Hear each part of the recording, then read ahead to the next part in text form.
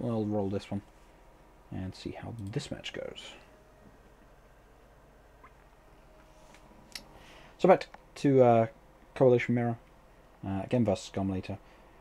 Played about 4 full matches with Garmilator at the time, and obviously I ran Coalition because, you know, I like to actually be able to survive the early game. So we shall see how this second match versus Garmilator goes. Again, expect lots of LAVs, expect turrets. Again, I do find it very interesting with Garmilator's single RU salvager and then immediately getting 2 more onto the expansion, just so he can strengthen his early game hold on CUs. I think combining that with not wasting the CUs on his probe early on, and instead of using the probe as an initial scout, using it as a mid-game scout to watch a flank would be a much better use of it. Or using it as a suicide scout to get in and scout the carrier or expansions once you hit maybe the 4-minute mark. And again, it looks like Garm is not going to bother with that probe, which I think is the right move. AV's coming out from both players. Yeah, and that probe just about gets away, but it is on a sliver of health. If it is found by an AV, it's going to just get killed off. So again, early probes I don't think are worth it. It's better to use them after the LAVs have reached the midfield, and then use them to fill a gap or to suicide scout. Or even just come in and just check how many expansions. So you imagine sending it off around the flank and then just checking around here so that you can see what they've got on their expansions. So we've got our initial face-off. Garm definitely has the LAV count advantage with 7 at the moment versus 5 on Tren. We shall have to see how the initial fights go down, but this is very risky. Fortunately, Garm has not gathered up his units. Yeah, so little burst from a LAV killing that probe. Again, I feel that is just it's a wasted LAV essentially. Ooh, really poor. Yeah, turret's not going to achieve much here. Does get 1 kill. Does around 60% damage to another LAV, but no kill. The base runner is trying to run away now. I would almost be inclined to chase the base runner just to bait these LAVs to go to mid, but not happening here. Garmilator getting his second base runner up. Tren holding the high ground on one of these forts here. This is very important whenever you are on Firebase that you are using either these outcrops or these forts. All of it is good high ground in this relatively low middle section. There are a few dunes, but all of the forts stand above them, and that is going to afford these LAVs a massive advantage. It's very important to keep in mind LAVs benefit massively from high ground. Not only is there the 50% damage bonus, but the 50% accuracy for them due to their long range accuracy only being about 57%, I believe.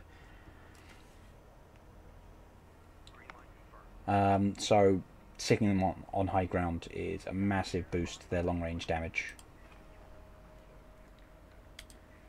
So Garmilator here with some damaged LAVs. He does have a turret here, so, and a second base runner on the line. So if I were in his position, I would probably try and bait a fight in the middle here.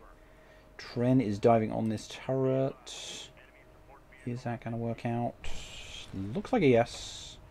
Cleaning up that turret for only 1 LAV loss, so that is a good trade, although Tren has just sacrificed his position over here. Not sure I agree with Garmilator backing off.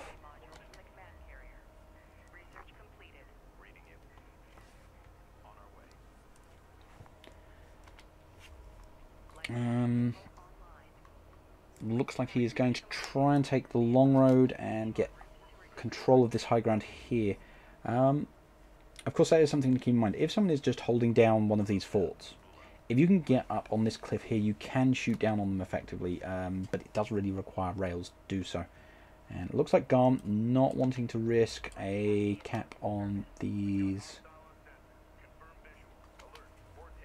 On the base runner here, he's going in to clean it up, and he is getting a support cruiser, so he's going into economy. Again, superior macro to Tren. However, Tren sees those LEVs are out of position. He is boosting to try and get on those base runners. Is it going to work, though? I don't think it's going to get close enough. Some damage going down on these base runners now. Just skirting the edge of the range there just to get as much damage on the base runners as possible and prevents Garmilator's LEVs from really having any effect. Those LEVs get dangerously close. Are they going to be in range of this fort? And the real problem here is he is being forced off of his expansion because he has lost control of this fort. In the meantime, LEV going out to deal with this probe. Again, Garmilator trying to establish how much of a difference there is in economy. And again, I do feel like this is the best use of probes. Finding out where you stand as far as macro. Again, if you was in Garm's position, I think I'd just... Again, some of you may hate this idea, but I would probably look at getting AAVs for home defense. Because the only thing threatening my home base is AVs. Alternatively, I suppose missile batteries could do it. Salvage going down, and again, Tren controlling this fort, so he has the high ground. Whenever he wants high ground, he can just walk up here, or drive up here. And that also allows him control of the route that these base runners want to take to drop off artifacts. One option for Garm, though, would be to put down turrets while these LEVs are out of place. Support cruiser coming out. Don't know why it's heading to the fort. Maybe to give some repairs, but I wouldn't say that's worth it.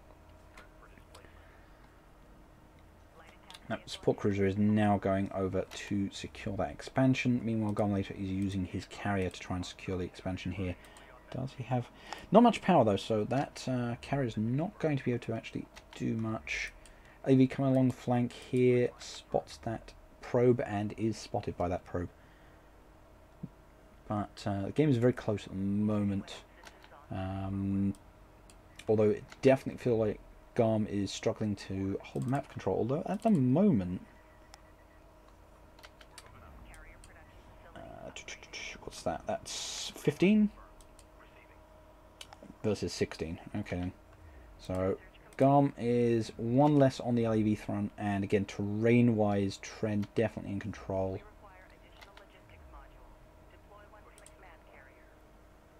Tren going for carrier power and AAVs.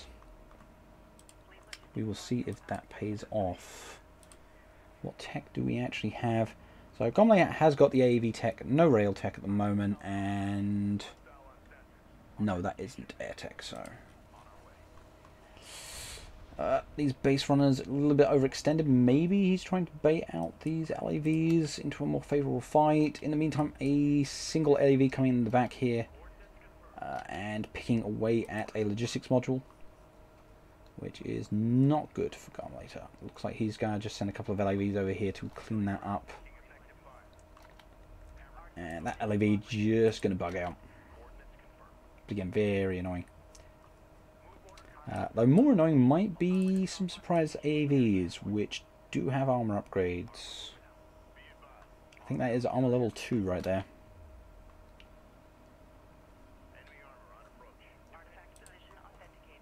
Oh wait, no, that's armor 1. 11 armor. 8 plus 3. And there we go. Garmilator getting out missile batteries. So this is probably a very good pick for him. It will allow him to basically nullify this position, being able to shoot up onto it as well as over it. However, the low speed of this missile batteries is going to prevent them really threatening the LAVs or keeping up with the general fight. Although they keep good pace with the base runner. More concerning, however, is this phalanx of AVs coming down here.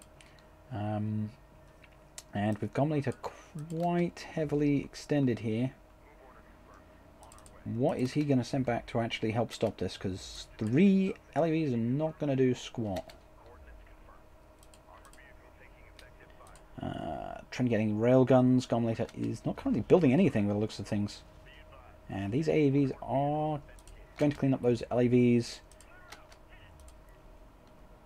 Missile batteries are zoning out these LAVs at least, but Garmilator are in a very tough position here.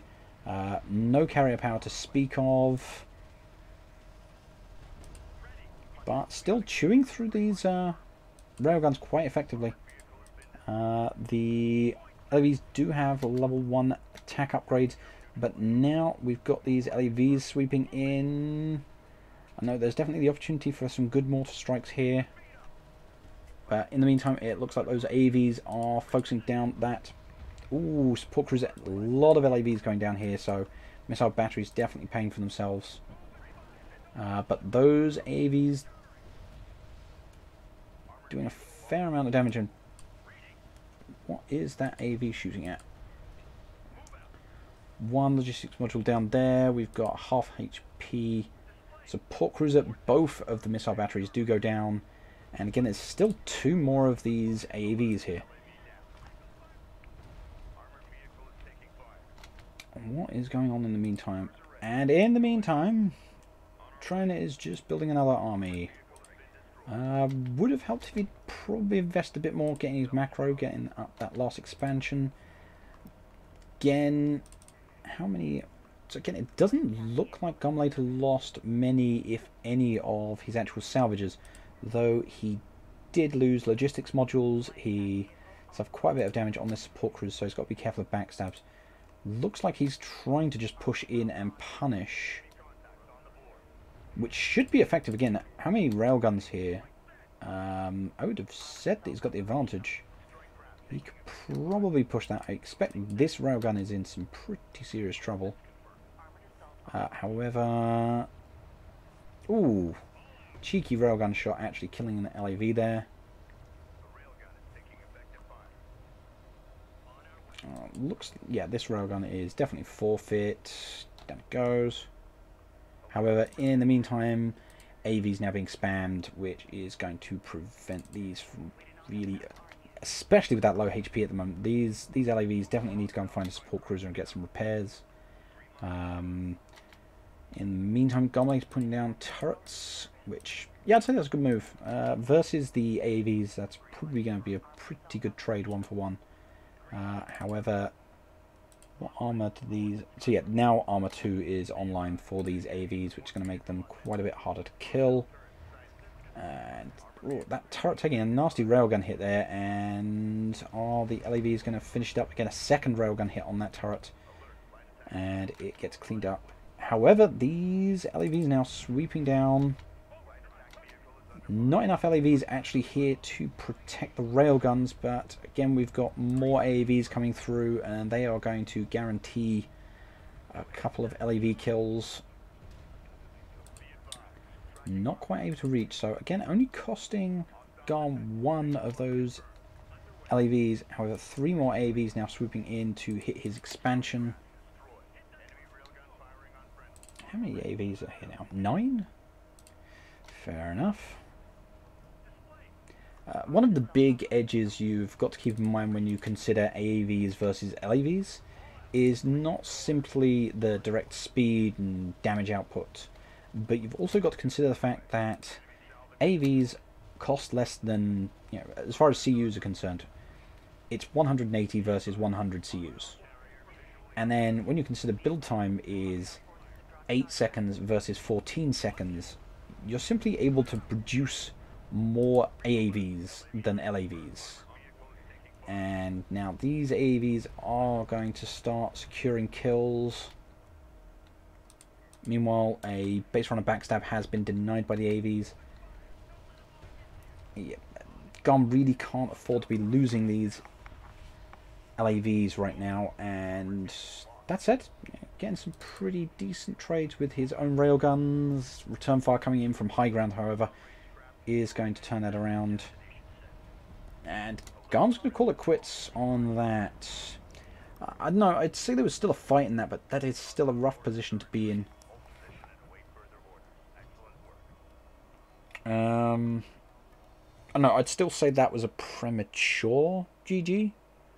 But, yeah, definitely a rough position. The AAV is definitely draining a lot of CUs from Garmilator. And again, all of the harassment and damage done to Garmilator clearly visible. Keep in mind, this wasn't a game which ran until he'd been depleted and pushed back to his last redoubt. This is sort of the damage he's taken to his economy over the course of the match from raids. So, yeah. But yes, hello to everyone watching. Hey, Meme Blocks, and hello, Romper. Thank you for coming on here. But something I have discussed before, I do feel like, as far as Coalition versus Coalition, because of the prominence of LAVs, I would actually have said that LAVs into AAVs is actually more viable than LAVs into Rails. Simply due to the fact that adding in the AAVs is cheaper, you get a payout faster, and it's helping you win the LAV fight. And the moment you win the LAV fight, no Rails can participate in the first place.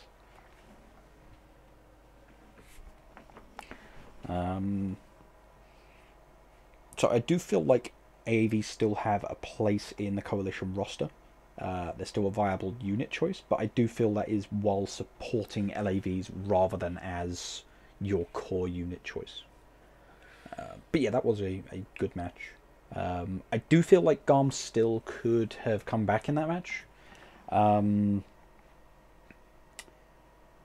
I mean, it really depends on his bank. He is behind by 700 RUs, and that said, the CU deficit isn't so big, but he's so heavily invested in LAVs. It's hard to say how well that would have worked for him in the long run. Only 8 units difference in kills. So again, I think it was just being in that difficult position where he's fighting high ground and he's outnumbered in the railgun fight, and he can't get good engagements with the LAVs. Yeah. Okay, I think I have time.